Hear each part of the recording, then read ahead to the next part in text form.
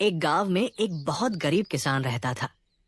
वो किसी तरह अपने परिवार का गुजारा करता था। उसके घर के आंगन में एक छोटा सा बगीचा था। किसान ने खूब मेहनत करके बगीचे में बैंगन के पौधे लगाए, लेकिन बैंगन के पौधों में बैंगन नहीं लगे। बस एक पौधे में एक ही बैंगन लगा। किसान ने अपनी पत्नी से कहा, भाग्यवान, इसमें तो एक ही बैंगन लगा है। अब बाजार में क्या बेचेंगे? इसे अपने ही घर में रख लेते हैं। देखते ही देखते वो बैंगन कद्दू जितना बड़ा हो गया। एक दिन किसान उसे तोड़कर अपनी पत्नी को दे आया और कहा, आज तुम इसकी सब्जी बना लो, मैं खेत से आता हूं, फिर हम दोनों साथ बैठकर खाना खाएंगे। किसान की पत्नी जैसे ही बैंगन काटने लगी, पता नहीं कहां से एक आवाज आई, धीरे धीरे काटो, धीरे धीरे। ये सुनकर वो डर गई और इधर उधर देखने लगी, पर उसे कोई नहीं दिखा। वो फिर बैंगन को काटने लगी। दोबारा वही आवाज आई, धीरे धीरे काटो, धीरे धीरे। किसान की पत्नी ने ध्यान से सुना तो उसे लगा कि ये आवाज उस बैंगन में से आ रही है। उसका दिल कांप गया। उसने बैंगन को फेंक दिया और घर से बाहर निकल गई। वो भागते भागते अपने पति के पास खेत पहुंच गई। किसान ने पूछा, अरे भाग्यवान, ऐसे कहां भागी हुई चली आ रही हो? उसकी पत्नी ने सारी कहानी अपने पति को बताई। किसान को बहुत हैरानी हुई। उसने कहा, तुम्हें कोई भ्रम हुआ होगा। ऐसा कैसे हो सकता है कि बैंगन में से आवाज आ रही हो? किसान की पत्नी ने कहा, आप खुद चलकर देख लीजिए, वो आवाज उसी बैंगन में से आ रही है। किसान और उसकी पत्नी घर आए। जैसे ही किसान की पत्नी बैंगन को काटने लगी, उसमें से आवाज आई, धीरे धीरे काटो, धीरे धीरे। किसान भी हैरान हो गया और उसने अपनी पत्नी से कहा, अब इस बैंगन को धीरे धीरे ही काटो। किसान की पत्नी ने उस बैंगन को बहुत प्यार से काटा तो उसमें से एक लड़की निकली। दोनों ये देखकर बहुत हैरान हो गए। किसान की पत्नी खुश होकर बोली, हमारे पास कोई बेटी नहीं थी, हम इसे अपने पास रख लेते हैं। तब किसान ने कहा, हम अपना ही पेट नहीं पाल सकते तो इसे क्या खिलाएंगे? उसकी पत्नी ने कहा, हम जो खाते हैं इसे भी वही खिलाएंगे। दोनों ने उस बेटी को अपने पास रख लिया। क्योंकि वो बैंगन से निकली थी, इसीलिए दोनों ने उसका नाम बैंगनती रखा। बैंगनती भी अपना परिवार पाकर बहुत खुश हुई। धीरे धीरे समय बीता और बैंगनती अब बड़ी हो गई थी। वो बहुत खूबसूरत थी। एक दिन वो अपने पिता के साथ खेत में काम करवा रही थी। तभी वहां से उस राज्य का राजा गुजरा। राजा बैंगनती को देखते ही उस पर मोहित हो गया। उसने पास में खड़े एक आदमी से पूछा, ये लड़की कौन है? उस आदमी ने कहा, ये उसी किसान की बेटी है जिसके साथ वो लड़की काम कर रही है। राजा अपने महल वापस चला गया। राजा ने बैंगनती से शादी करने का फैसला कर लिया। राजा ने किसान को अपने दरबार में बुलाया और अपनी बेटी के साथ शादी करने का प्रस्ताव रखा। किसान ने राजा से कहा, महाराज, वो मेरी अपनी बेटी नहीं है। राजा ने कहा, जो कहना है साफ साफ कहो। किसान ने राजा को सारी सच्चाई बताई। तब राजा ने कहा, मैं बैंगनती से शादी करना चाहता हूं, उसे अपनी रानी बनाना चाहता हूं। आप चिंता न करें, मैं उसे अपनी पलकों पर बिठाकर रखूंगा। किसान ने कहा, महाराज, आप एक मामूली से किसान की बेटी के साथ शादी क्यों कर रहे हैं? तब राजा ने कहा, मैं बैंगनती की सुंदरता से मुग्ध हो गया हूं। अब बैंगनती ही मेरी रानी बनेगी। किसान की खुशी का ठिकाना न रहा। वो भागा भागा अपने घर आया और सारी बातें अपनी पत्नी को बताई। ये सुनकर किसान की पत्नी भी बहुत खुश हुई। शादी का दिन तय किया गया। किसान की पत्नी ने बैंगनती को रानी की तरह सजाया और उसे डोली में बिठाकर विदा कर दिया। अपनी बेटी को विदा करने के बाद किसान और उसकी पत्नी उदास हो गए और दुखी भी थे, क्योंकि वे फिर से अकेले पड़ गए थे। इधर महल में बैंगनती का बहुत धूमधाम से स्वागत हुआ। राजा बैंगनती की सुंदरता के दीवाने हो गए थे। राजा ने बैंगनती का नाम बैंगन सुंदरी रखा। पूरे महल में बैंगन सुंदरी की सुंदरता की बातें होने लगी। राजा की 2 रानियां और भी थी, परंतु राजा तीनों में से सबसे ज्यादा प्यार बैंगन सुंदरी से करते थे। वे हर समय उसी के पास रहते। बैंगन सुंदरी जो मांगती, राजा उसके लिए वो सामान पेश करते थे। वो जो चाहती, राजा वही करते थे। राजा की पहली पत्नी यानी बड़ी रानी को ये बिल्कुल अच्छा नहीं लगता था। वो बैंगन सुंदरी की सुंदरता से जलने लगी थी, क्योंकि राजा अब उसी के साथ ही समय बिताते थे और बड़ी रानी की तरफ ध्यान भी नहीं देते थे। बड़ी रानी को बैंगन सुंदरी बिल्कुल पसंद नहीं थी।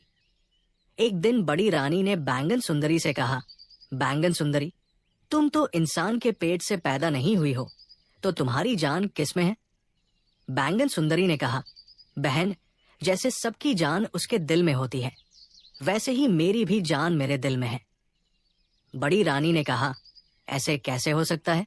बैंगन सुंदरी, तुम्हारा जन्म तो इंसान के पेट से नहीं हुआ है, तो तुम्हारी जान दिल में कैसे हो सकती है? बैंगन सुंदरी सोच में पड़ गई कि बड़ी रानी उससे ये सवाल क्यों पूछ रही है। बैंगन सुंदरी ने बात को टाल दिया, पर बड़ी रानी पीछा कहाँ छोड़ने वाली थी। वो जब भी बैंगन सुंदरी के पास बैठती, यही सवाल पूछती।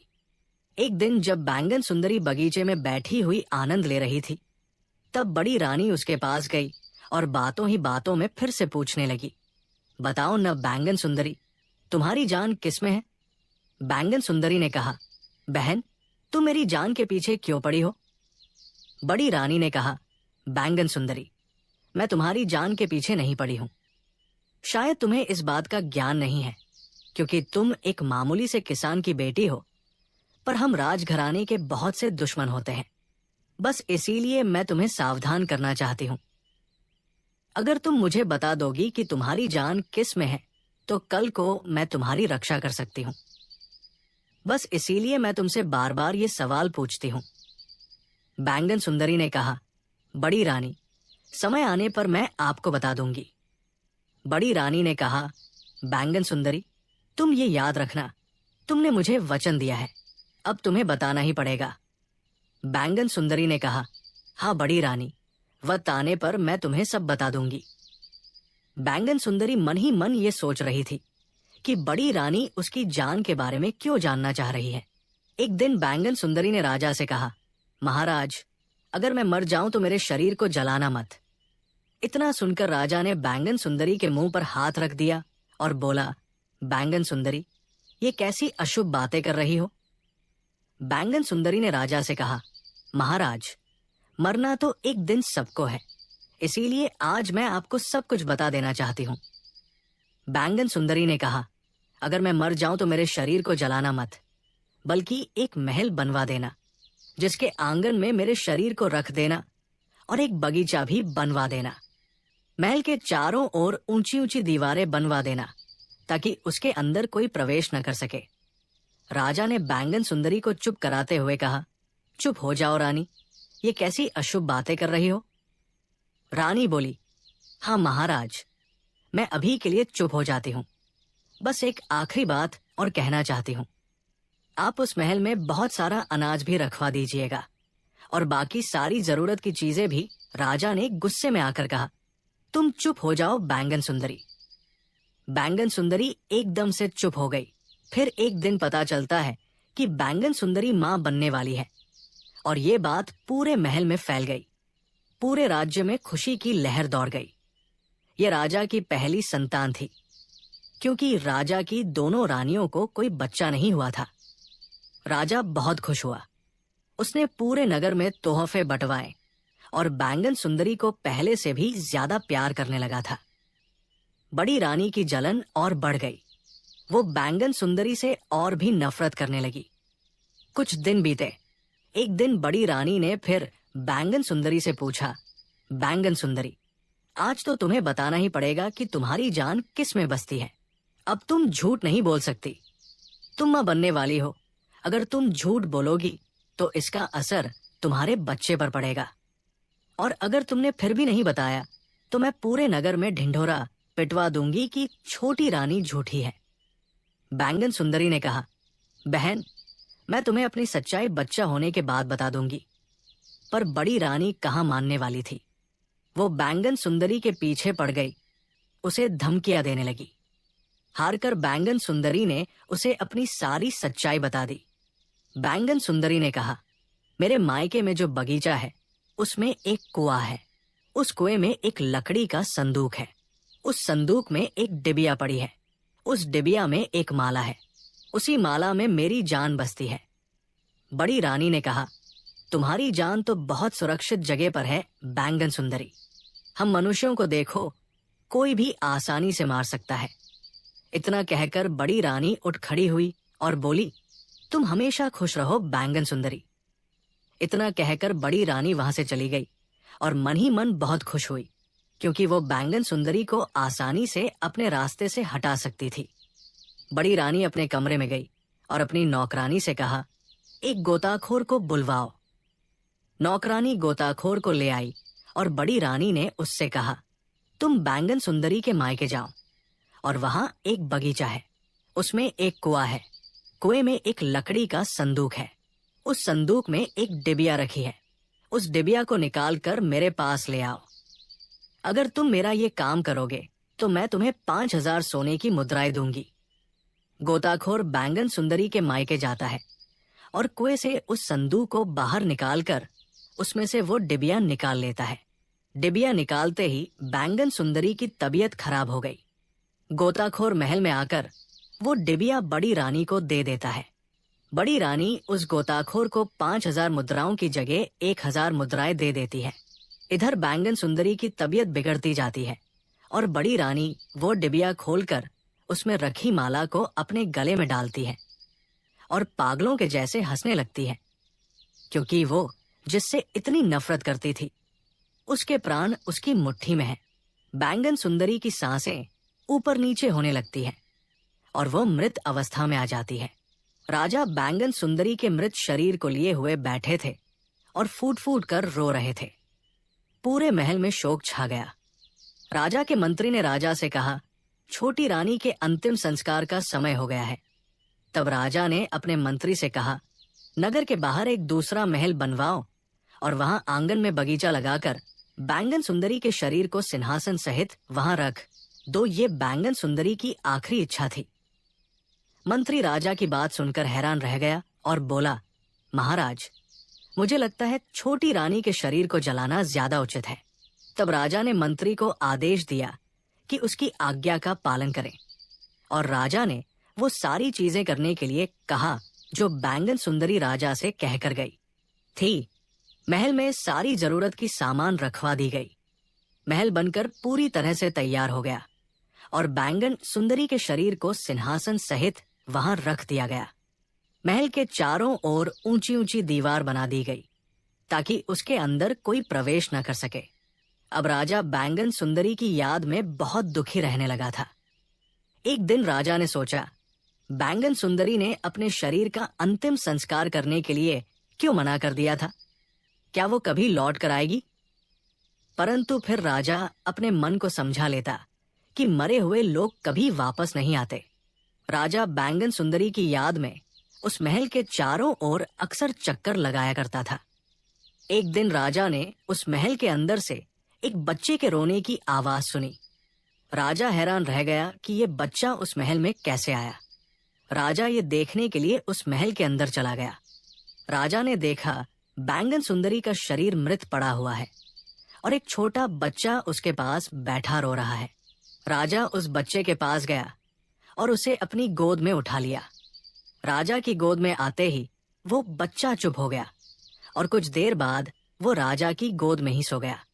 राजा उस बच्चे को बैंगन सुंदरी के पास लेकर वहां से लौट आया। अगले दिन जब राजा उस बच्चे से मिलने गया तो उसके लिए एक खिलौना लेकर गया। राजा उस बच्चे के साथ खेल रहा था और फिर शाम होते ही उस बच्चे को बैंगन सुंदरी के पास लेटाकर वापस लौट आया। ऐसे ही जब राजा उस बच्चे से मिलने के लिए जाता तो बच्चे के लिए बहुत सारे खिलौने और खाने की चीजें लेकर जाता, उसे अपने हाथों से खिलाता और फिर सुलाने के बाद बैंगन सुंदरी के पास छोड़ आता था। धीरे धीरे समय बीतता गया और वो बच्चा भी बड़ा होता गया। अब वो बच्चा बोलने लगा था। एक दिन जब राजा उस बच्चे के साथ खेल रहा था तब राजा ने उस बच्चे से पूछा, बेटा, ये जो लेटी हुई है, ये तुम्हारी कौन है?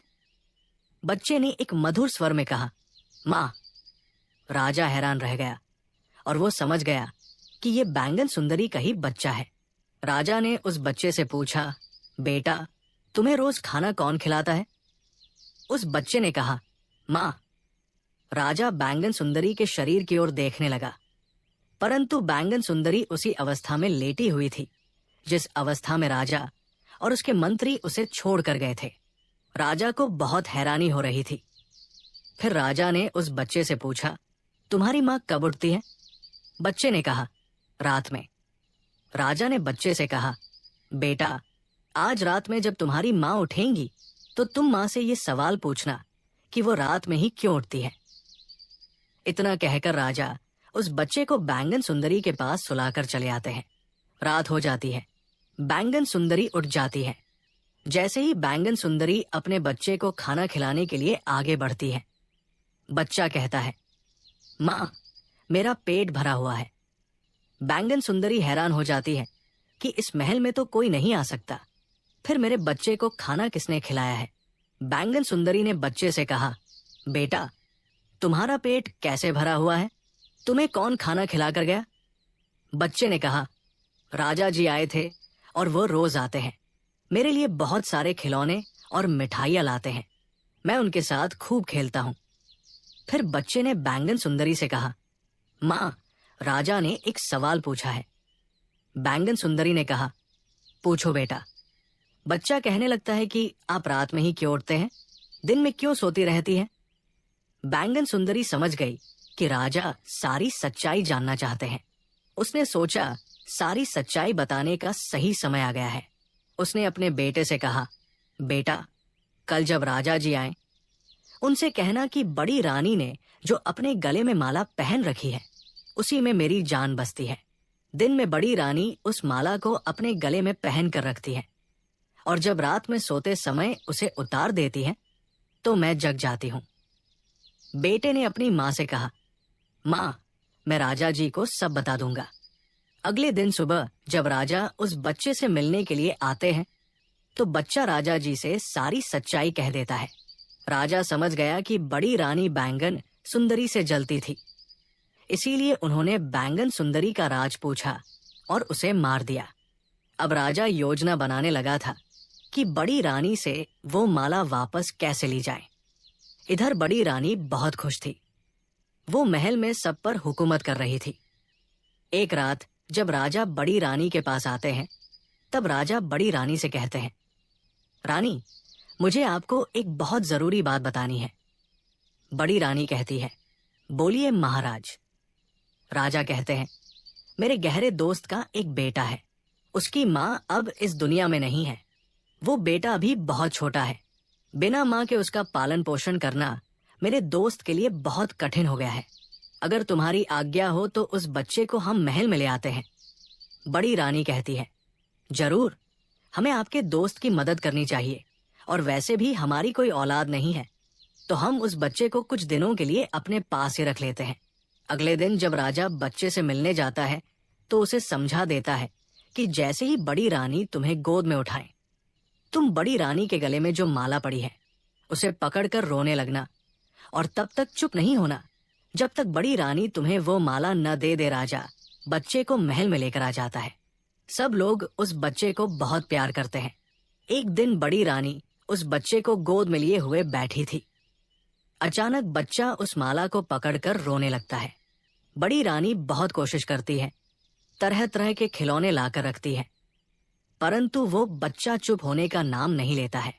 अचानक से बड़ी रानी के कमरे में राजा आ जाते हैं और पूछते हैं, बड़ी रानी, ये बच्चा क्यों रो रहा है? बड़ी रानी कहती है, महाराज, इस बच्चे को ये माला चाहिए। तब राजा कहते हैं, तो क्या हुआ रानी? इतनी मामूली सी चीज के लिए बच्चा इतनी देर से रो रहा है, तुम उसे ये माला क्यों नहीं दे देती? बड़ी रानी कहती है, महाराज, ये माला मैं किसी को नहीं दूंगी, ये मेरा सबसे प्रिय है। राजा कहते हैं, बड़ी रानी, मैं तुम्हारे लिए इससे भी महंगे और अच्छे गहने ला दूंगा, तुम ये माला इस बच्चे को दे दो। बड़ी रानी कहती है, हरगिज नहीं महाराज, मैं ये माला किसी को न दूंगी। राजा कहते हैं, बड़ी रानी, मैं इसी के जैसी माला तुम्हें लाकर दे दूंगा।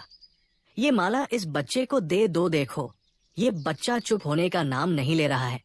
अगर इसे कुछ हो गया तो हम अपने दोस्त को क्या जवाब देंगे? बड़ी रानी को उस बच्चे पर दया आ गई और उसने राजा से कहा, जैसे ही इस माला से बच्चे का मन भर जाएगा, ये माला मैं ले लूंगी। राजा ने कहा, जैसा आपको ठीक लगे। बड़ी रानी वो माला उतार कर उस बच्चे को दे देती है। बच्चा खेलते खेलते बड़ी रानी के कमरे से बाहर आ जाता है। राजा उस माला को उस बच्चे से ले लेते हैं और जाकर बैंगन सुंदरी के गले में डाल देते हैं। जैसे ही राजा बैंगन सुंदरी के गले में वह माला डालते हैं, बैंगन सुंदरी उठ बैठती है। राजा बैंगन सुंदरी से पूछते हैं, तुम्हारे साथ क्या हुआ था? बैंगन सुंदरी सारी बातें राजा को बता देती है और ये भी बताती है कि ये बच्चा और कोई नहीं, ये राजा का बच्चा है। राजा बैंगन सुंदरी से कहता है, बड़ी रानी को उसके किए की सजा जरूर मिलेगी।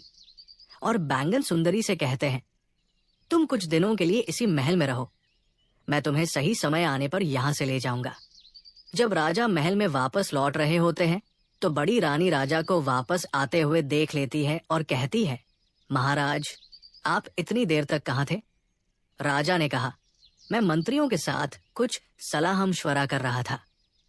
राजा बड़ी रानी से कहता है, रानी, हमारे दुश्मन हम पर हमला करने वाले हैं और तुम्हारी जान को खतरा है।